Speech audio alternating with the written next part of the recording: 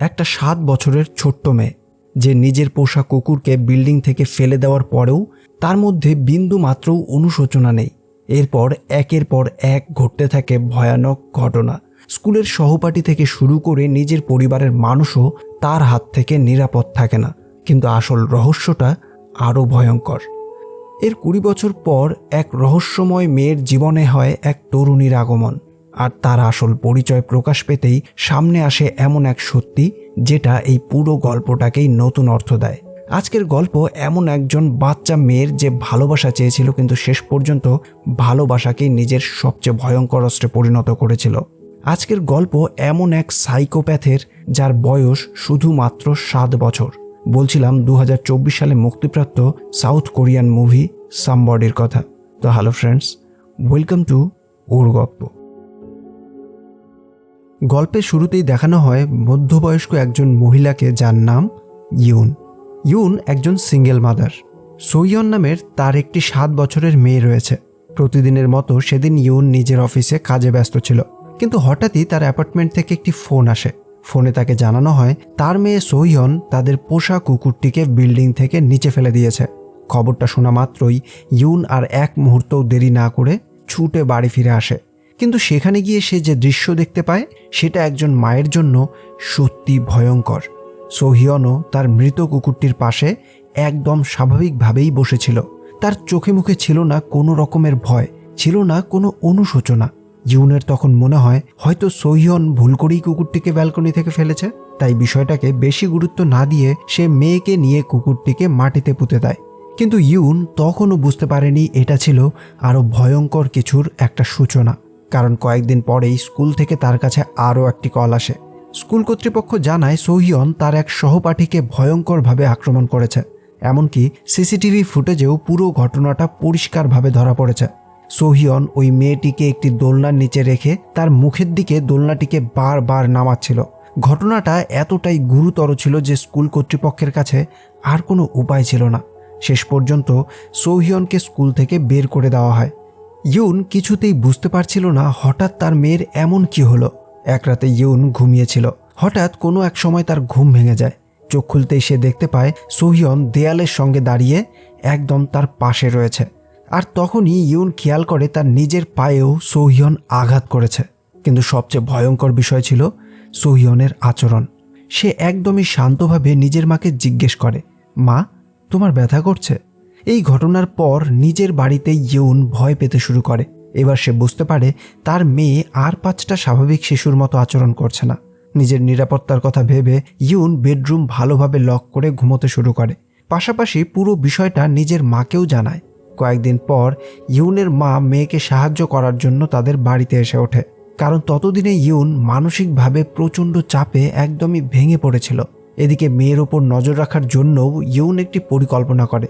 সোহিয়ন যে নতুন স্কুলে ভর্তি হয়েছে সেখানে সুইমিং টিচারের একটি চাকরির জন্য ইউন আবেদন করে।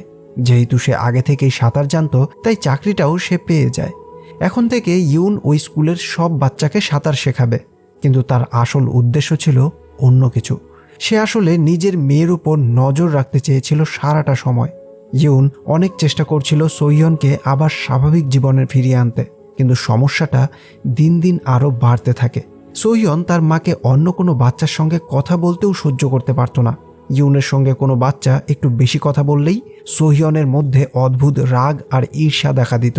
এই বাচ্চাদের মধ্যে জিয়া নামের একটি মেয়ে ছিল। একদিন সোহিয়ন জিয়াকে একা পেয়ে আবার তাকে ভয় দেখায়, তাকে আক্রমণ করে। ইউন এবার সত্যি বুঝতে পারছিল না নিজের মেয়েকে কিভাবে সামলাবে। তার মা তাকে নিয়ে চার্চেও যায়। এরপর সোহিয়নকে একজন ডাক্তারের কাছেও নিয়ে যাওয়া হয়, কিন্তু ডাক্তারও সোহিয়নের জন্য কোনো নির্দিষ্ট চিকিৎসা দিতে পারেন না। তিনি শুধু ইউনকে একটা কথাই বলেন, সবসময় সতর্ক থাকবেন। ডাক্তারের এই কথাটাই ইউনের মনে আরও ভয় ঢুকিয়ে দেয়। বাড়ি ফেরার সময় গাড়ির মধ্যে সোহিয়ন মাকে জিজ্ঞেস করে, মা, আমাকে ক্লিনিকে কেন নিয়ে গেছিলে? আমি তো একদমই ঠিক আছি। ইউন তখন মেয়েকে বোঝানোর চেষ্টা করে। সে জিজ্ঞেস করে, তুমি এসব করা বন্ধ করছো না কেন? সোহিয়নও তখন পাল্টা প্রশ্ন করে, আমি কি ভুল করেছি? আর আমি বড় হয়ে গেছি, নিজের ইচ্ছে মতো কিছু করতেও পারবো না?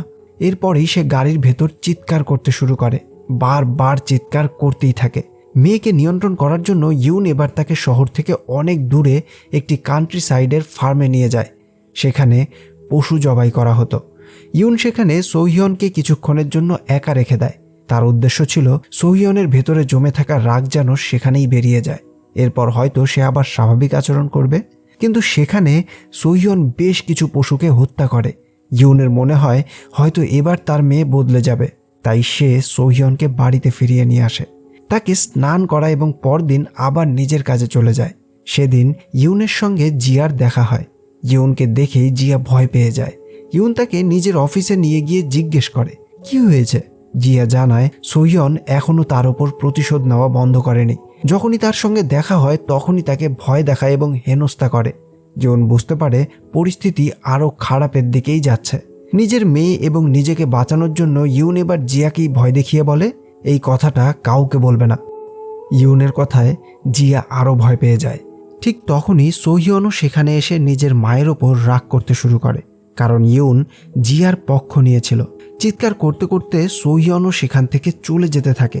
ইউন তখন তাকে একটি সাপ্লাই রুমে নিয়ে গিয়ে কিছুক্ষণের জন্য ভেতরে আটকে রাখে। তার উদ্দেশ্য ছিল কাজ শেষ হলে মেয়েকে নিয়ে বাড়ি চলে যাবে। কিন্তু সোহিয়ন এত জোরে চিৎকার করতে থাকে যে শেষ পর্যন্ত অন্য একজন শিক্ষক এসে দরজা খুলে দেয়। রুম থেকে বেরিয়েই সোহিয়ন সোজা সুইমিং এরিয়ার দিকে ছুটে যায়। তারপর সে জিয়াকে জলে ঠেলে ফেলে দেয়, কারণ সে জানতো তার মা তাকে সাপ্লাই রুমে বন্ধ করেছিল কারণ জিয়া তার মাকে তার বিরুদ্ধে কমপ্লেন করেছিল। অনেক কষ্টে জিয়ার প্রাণ বাঁচানো সম্ভব হয়, কিন্তু জিয়ার মা ইউনের ওপর প্রচণ্ড রেগে যায় এবং তাকে অনেক কথা শোনায়। ইউনের তখন ক্ষমা চাওয়া ছাড়া আর কিছুই করার ছিল না। এরপর সে নিজের মেয়ের ওপর রেগে গিয়ে সরাসরি প্রশ্ন করে তুমি এসব কেন করছো। সোহিয়নও খুব শান্তভাবে উত্তর দেয় তুমি আমার মা, তোমার কাজ আমাকে রক্ষা করা, আমাকে প্রোটেক্ট করা, আর আমাকে প্রোটেক্ট না করে তুমি জিয়ার পক্ষ নিয়ে কথা বলছিলে। এইসব কিছু বলেই সোহিয়ন একাই বাড়ির দিকে দৌড়তে শুরু করে।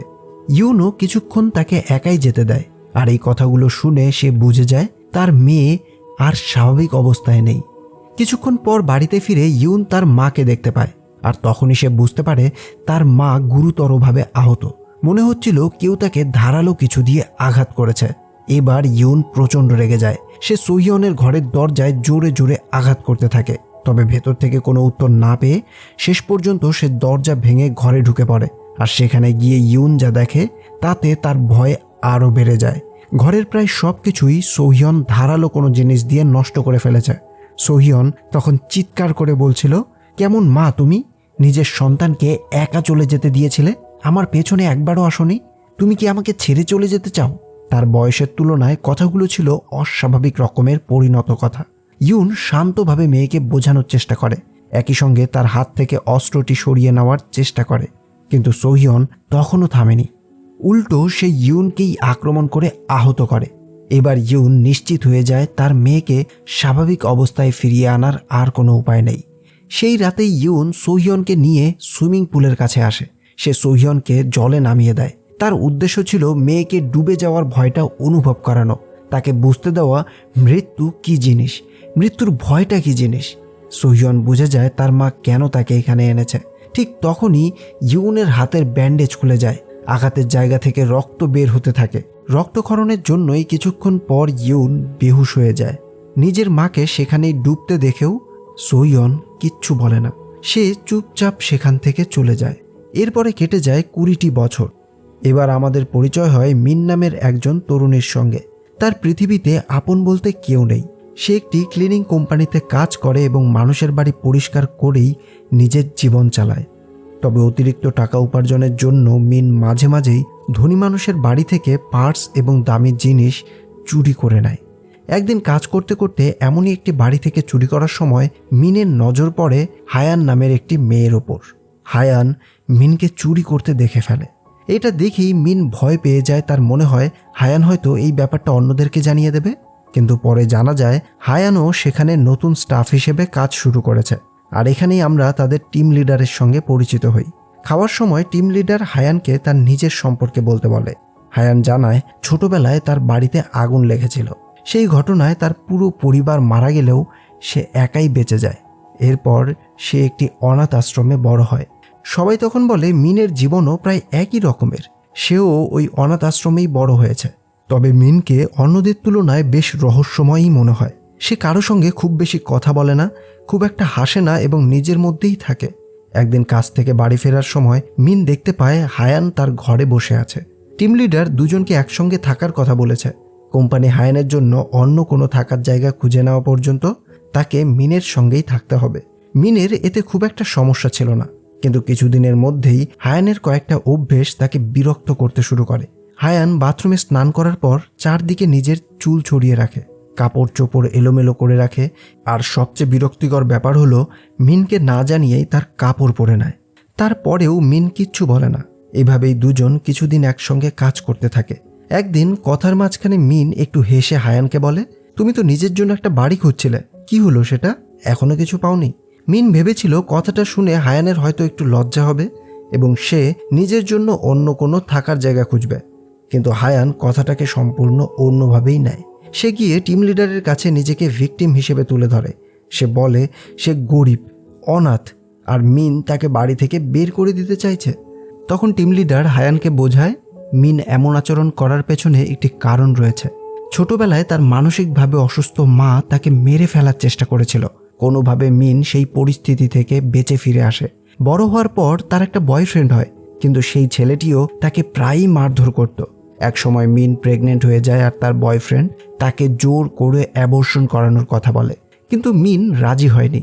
সে জানায় সে সন্তানকে নিজেই বড় করবে, সে সিঙ্গেল মাদার হবে, কারণ সেই শিশুরও বেঁচে থাকার পুরোপুরি অধিকার আছে। এরপরেও তার বয়ফ্রেন্ড তাকে নিয়মিতই হেনস্থা করছে।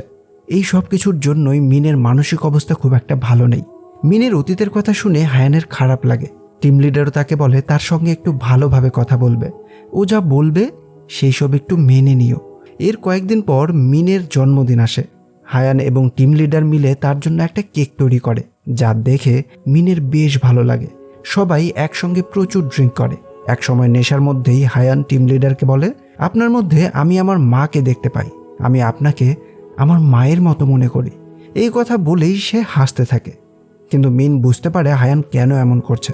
তার মনে হয় হায়ান আসলে টিম লিডারের মন জয় করতে চাইছে, যাতে বিনা খরচে আরও কিছুদিন সেখানে থাকতে পারে।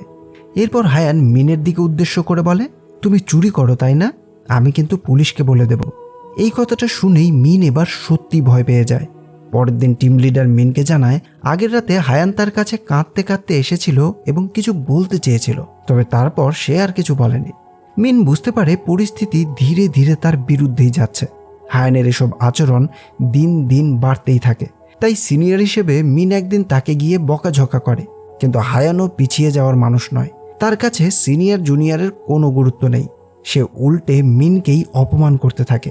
এরপর মিন যখন বাড়ি ফিরছিল তখন তার বয়ফ্রেন্ডের সঙ্গে দেখা হয়। ছেলেটি আবার তাকে অ্যাবর্শনের জন্য চাপ দিতে শুরু করে। মিন পরিষ্কারভাবে জানায় সে সিঙ্গেল মাদার হবে। এরপরেও বয়ফ্রেন্ড তার ওপর আক্রমণ করে। পরিস্থিতি আরও খারাপ হয়ে যায়। ঠিক তখনই হায়ান সেখানে এসে ছেলেটিকে আটকানোর চেষ্টা করে, কিন্তু ছেলেটি হায়ানকেও আক্রমণ করে। সৌভাগ্যবশত ঠিক সেই সময়েই টহলরত পুলিশ সেখানে চলে আসে, আর যার ফলেই ছেলেটি সেখান থেকে পালিয়ে যায়। এই ঘটনার পর মিন এবং হায়ানের মধ্যে ধীরে ধীরে বন্ধুত্ব তৈরি হতে শুরু করে। তাদের আগের ঝামেলাগুলোও কমে যায়। মিনও হায়ানের প্রতি নিজের মনে জমে থাকা বিরক্তি ধীরে ধীরে ছেড়ে দেয়, কিন্তু এই শান্তিটা বেশি দিন স্থায়ী হওয়ার ছিল না। কয়েকদিন পর বাড়ি পরিষ্কার করার সময় মিন হায়ানের ঘরে একটি লুকোনো ব্যাগ খুঁজে পায়। কৌতূহলবশত সে ব্যাগটি খুলে দেখে ভেতরে ছিল একটি নোটবুক। সেই নোটবুকে কয়েকজন মেয়ের মুখের ছবি আঁকা ছিল। সঙ্গে ছিল একটি মোবাইল, আর মোবাইল কভারের ভেতরেই কিছু একটা লুকোনো ছিল। মিন সেগুলো খুলে দেখতে শুরু করতেই হায়ান সেখানে চলে আসে। মিন দ্রুত সেখান থেকে সরে যায়। পরে সে ওই লুকোনো জিনিসটা বের করে দেখে সেটা ছিল একটি পুরনো ছবি। ছবিতে তিনজন মেয়ে একটি অনাথ আশ্রমের সামনে বসেছিল, আর ছবির পেছনে অনাথ আশ্রমটির নামও দেখা যাচ্ছিল। মিন বুঝতে পারে হায়ান তার কাছ থেকে কোনো একটা গুরুত্বপূর্ণ বিষয় লুকোচ্ছে, তাই সে নিজেই পুরো বিষয়টাকে খুঁজে বের করার সিদ্ধান্ত নেয়। ঠিক তখনই একটি খবর আসে, মিনের বয়ফ্রেন্ড হাসপাতালে ভর্তি আছে, কেউ তার ওপর গুরুতর আক্রমণ করেছে। মিন সঙ্গে সঙ্গেই হাসপাতালে ছুটে যায়, কিন্তু সেখানে গিয়েই সে জানতে পারে তার বয়ফ্রেন্ড মারা গেছে। তার বয়ফ্রেন্ডের মা মিনকেই দোষ দিতে শুরু করে। সে বলে তার ছেলের মৃত্যুর জন্য মিনই দায়ী, তাকে তারা একদমই ছাড়বে না। মিন কিছুই বুঝতে পারে না। সে বাড়ি ফিরে এসে পুরো ঘটনাটা হায়ানকে জানায়, কিন্তু আশ্চর্যের বিষয় হলো খবরটা শুনে হায়ান খুব জোরে জোরে হাসতে থাকে। সে বলে, ভালোই তো হয়েছে, তোমাকে সে অনেক বিরক্ত করত। মিন তখন বুঝতে শুরু করে এই হাসির পেছনে নিশ্চয়ই অন্য কোনো কারণ রয়েছে। পরের দিন মিন হায়ান যে অনাথ আশ্রমে বড় হয়েছে বলে জানিয়েছিল সেখানে ফোন করে, কিন্তু সেখান থেকে এমন একটি তথ্য জানতে পারে যা তার পুরো পৃথিবীটাই বদলে দেয়। তাকে জানানো হয় হায়ান নামের একটি মেয়ে সেখানে ছিল ঠিকই, কিন্তু 10 বছর আগেই একটি আগুনের ঘটনায় মারা গেছে। মিন আরও নিশ্চিত হওয়ার জন্য অনাথ আশ্রমের রেকর্ড রুমে যায়। সেখানকার রেকর্ডেও একই কথাই লেখা ছিল, হায়ান নামের মেয়েটি 10 বছর আগেই মারা গেছে। আর পুরনো ছবিতে থাকা 3 জন মেয়ের মধ্যে একজন ছিল সেই হায়ান। অন্য 2 জনেরও মৃত্যু হয়েছে, শুধু একজনই বেঁচে আছে। মিন ছবিটা নিয়ে সেখান থেকে বেরিয়ে আসে। এবার তার কাছে সবকিছু পরিষ্কার হয়ে যায়। যে মেয়েটি এখন তাদের সঙ্গে হায়ান পরিচয়ে থাকছে সে আসলে হায়ান নয়, সে হায়ানের পরিচয় ব্যবহার করে তাদের মধ্যে বসবাস করছে। মিন এবার হায়ানের ঘরে গিয়ে তার অতীতের কোনো ক্লু খুঁজতে শুরু করে, কিন্তু হায়ান সেটা দেখে ফেলে। তবুও মিন এবার আর ভয় পায় না। সে সরাসরি জিজ্ঞেস করে, তুমি আসলে কে? আমাকে বলো। আমার বয়ফ্রেন্ডকেও তুমিই মেরেছ, তাই না? হায়ান বুঝে যায় তার আসল পরিচয় আর লুকিয়ে রাখা সম্ভব নয়। তখন সে সত্যিটা বলতে শুরু করে। সে জানায় টিম লিডারের কাছ থেকে যেদিন শুনেছিল মিনের বয়ফ্রেন্ড তাকে মারধর করে, সেদিনই সে সিদ্ধান্ত নিয়েছিল ছেলেটিকে সরিয়ে দেবে, কারণ সে মিনকে পছন্দ করে। এই কথা বলার পর হায়ান মিনের আরও কাছে আসতে চায়, কিন্তু মিন এমন সম্পর্ক মেনে নিতে পারে না। সে হায়ানকে দূরে সরিয়ে দেয় আর এরপর হায়ান মিনকে অজ্ঞান করে দেয়। পরের সকালে মিনের ঘুম ভাঙে। বাইরে এসে সে দেখে সবকিছু যেন স্বাভাবিক, কিন্তু আসলে কিছুই স্বাভাবিক ছিল না। হায়ান তখন টিম লিডারের নাম নিয়ে তাকে ভয় দেখাচ্ছিল। সে ইঙ্গিত দেয় মিন যদি কাউকে কিছু বলে তাহলে টিম লিডারের ক্ষতি হবে। পরের দিন হায়ান মিনের বিরুদ্ধে চুরির অভিযোগ করে। সে সুপারভাইজারকে জানায় মিন ধনী মানুষদের বাড়ি থেকে পার্স চুরি করে, ফলে মিনকে অনেক কথা শুনতে হয়। রাগের মাথায় মিন এবার টিম লিডারকে হায়ানের আসল পরিচয়ের কথা জানিয়ে দেয়, কিন্তু টিম লিডার তার কোনো কথাই বিশ্বাস করে না। আর দূর থেকে হায়ানও পুরো বিষয়টা লক্ষ্য করছিল। মিন রাগ করে বাড়ি ফিরে আসে। তার উদ্দেশ্য ছিল হায়ানকে ধরে তার মুখ থেকেই পুরো সত্যিটা বের করে নেওয়া, কিন্তু বাড়িতে ঢুকেই সে অদ্ভুত পরিস্থিতির মধ্যে পড়ে। পুরো বাড়ি ধোঁয়ায় ভরা ছিল। হঠাৎ হায়ান মিনকে আঘাত করে। মিন ছিটকে গিয়ে টিম লিডারের ওপর পড়ে যায়। এই ঘটনায় টিম লিডারের মাথায় আঘাত লাগে এবং তাকে হাসপাতালে ভর্তি করা হয়। হায়ানও হাসপাতালে গিয়ে টিম লিডারের খুবই যত্ন নিতে থাকে, যেন এই সব কিছু সে খুবই মন থেকেই করছে। অন্যদিকে মিন অনাথ আশ্রমের এক বৃদ্ধ মহিলার সঙ্গে দেখা করতে যায়, কারণ ওই মহিলা হায়ানের আসল পরিচয় জানত। আর এখানেই আমরা অবশেষে পুরো সত্যিটা জানতে পারি। হায়ান আসলে ছিল ওই সোহিয়ন। ছোটবেলায় যে সোহিয়ন নিজের মাকে সুইমিং পুলে ডুবিয়ে দিয়েছিল, সেই ঘটনার পর সে আর নিজের বাড়িতে ফেরেনি। সেখান থেকে পালিয়ে এক অনাথ আশ্রমে গিয়ে থাকতে শুরু করে, কিন্তু অনাথ আশ্রমেও তার আচরণ বদলায়নি। সে অন্য মেয়েদের ভয় দেখাতো এবং তাদের নানা সমস্যায় ফেলত। এই সময়ই তার 2 জন খুব কাছের বন্ধু তৈরি হয়। 3 জনের বন্ধুত্ব ধীরে ধীরে খুব গভীর হয়ে যায়। কিন্তু সময়ের সঙ্গে সঙ্গে সোহিয়নের গ্র্যান্ডমাও তাকে খোঁজা কখনোই বন্ধ করেনি। একদিন সোহিয়ন জানতে পারে তার গ্র্যান্ডমা তাকে খুঁজতে খুঁজতে অনাথ আশ্রম পর্যন্ত পৌঁছে গেছে। সে সঙ্গে সঙ্গেই লুকিয়ে পড়ে এবং নিজের 2 বন্ধুকে বলে দিতে সোহিয়ন এখানে নেই। কিন্তু তার এক বন্ধু শেষ পর্যন্ত তার লুকিয়ে থাকার কথা বলে দেয়। সোহিয়ন এই বিশ্বাসঘাতকতা কোনোভাবেই মেনে নিতে পারেনি। সে প্রচণ্ড রেগে যায় আর এরপর অনাথ আশ্রম থেকে পালিয়ে যায়। কিন্তু পালানোর পরেও কয়েকদিন পর সে আবার ফিরে আসে, আর এবার সে পুরো অনাথ আশ্রমেই আগুন লাগিয়ে দেয়। যে আগুনে পুড়েই অনাথ আশ্রমের সবাই মারা যায়। এরপর সোহিয়ন তার মৃত বন্ধু হায়ানের পরিচয় নিয়ে নতুন জীবন শুরু করে। অন্যদিকে তার গ্র্যান্ডমা যখন জানতে পারে আগুনের ঘটনায় সোহিয়নও মারা গেছে, তখন সে তাকে খোঁজা বন্ধ করে দেয়। এদিকে সুপারভাইজারও জানতে পারে হায়ানের দেওয়া ওই রিজুমেটা ছিল আসলে একটা ভুয়ো রিজুমে। শুধু তাই নয়, সে টিম লিডারকে আঘাত করার ঘটনাটাও জানতে পারে। বাড়ির সামনে থাকা রাস্তার ওই সিসিটিভিতে সেই ঘটনার কিছুটা অংশ রেকর্ড হয়েছিল। সুপারভাইজার বিষয়টি নিয়ে আলোচনা করতে আসে, কিন্তু সোহিয়ন কি আর এসব নিয়ে আলোচনা করার মানুষ? সে মুহূর্তের মধ্যেই সুপারভাইজারকে মেরে ফেলে। এরপর সে হাসপাতালে যায় এবং টিম লিডারকে সেখান থেকে তুলে নিজের বাড়িতে নিয়ে আসে। অন্যদিকে মিন তখনও হাসপাতালেই ছিল। টিম লিডারকে না পেয়ে সে দ্রুত বাড়ির দিকে ছুটে যায়। বাড়িতে পৌঁছে হায়ানের মুখে রক্তের দাগ দেখে মিন বুঝতে পারে ভয়ঙ্কর কিছু একটা ঘটেছে। হায়ান তখন বাড়িতে আগুন লাগানোর প্রস্তুতি নিচ্ছিল। সে নিজের জীবনের কথা বলতে শুরু করে। সে বলে ছোটবেলা থেকে সে কখনো ভালোবাসা পায়নি, আর এই কারণেই সে এমন হয়ে গেছে। ঠিক তখনই মিন টিম লিডারের নিথর দেহ দেখতে পায়, যাকে দেখে সে পুরোপুরি ভেঙে পড়ে। হায়ানের পর বাড়ির গ্যাস ছড়িয়ে দিতে শুরু করে, কিন্তু এবার মিন আর চুপ করে থাকে না। সে হায়ানের সঙ্গে লড়াই করতে শুরু করে। দুজনের মধ্যে দীর্ঘ সময় ধরে সংঘর্ষ চলতে থাকে। যদিও মিন প্রেগনেন্ট ছিল, কিন্তু তারপরেও সে হায়ানের সাথে সম্পূর্ণভাবে সংঘর্ষ করতে থাকে। এক পর্যায়ে হায়ান মিনকে পরাস্ত করার কাছাকাছিও চলে যায়। ঠিক তখনই টিম লিডার বেঁচে থাকা তার সমস্ত শক্তি দিয়ে উঠে এসে হায়ানের ওপর আক্রমণ করে, কিন্তু হায়ান উল্টে টিম লিডারকেই মেরে ফেলে। টিম লিডারকে কুপকাত করে এবার যায় সে মিনের দিকে। মিন প্রেগনেন্ট হওয়া সত্ত্বেও তার সঙ্গে লড়াই চালিয়েই যাচ্ছিল। লড়াইয়ের এক পর্যায়ে হায়ানের হাত গ্যাস ওভেনে আটকে যায়। মিন সেই সুযোগটাকে কাজে লাগায় আর সে গ্যাস চালু করে দেয়। এর ফলেই হায়ানের সারা শরীরে আগুন লেগে যায়। সে আর্তনাদ করতে করতে দৌড়ে সেই ঘর থেকে বেরিয়ে পড়ে, আর মিন যায় তার টিম লিডারের কাছে। এতদিন পর এই হায়ানের মতো একজন সাইকোপ্যাথ মেয়ের জীবনটা শেষ হয়, কিন্তু না, তার জীবন এখনও শেষ হয়নি। সে এখনও বেঁচে আছে। আগুনে পোড়ার পরেও হায়ান সেখান থেকে পালিয়ে একটি নদীর ধারে চলে আসে। সেখানে গিয়ে সে জলে নিজের শরীর পরিষ্কার করতে থাকে। ঠিক তখনই তার সামনে তার মায়ের আত্মার উপস্থিতি দেখা যায়। তার মাকে সে কল্পনা করতে থাকে।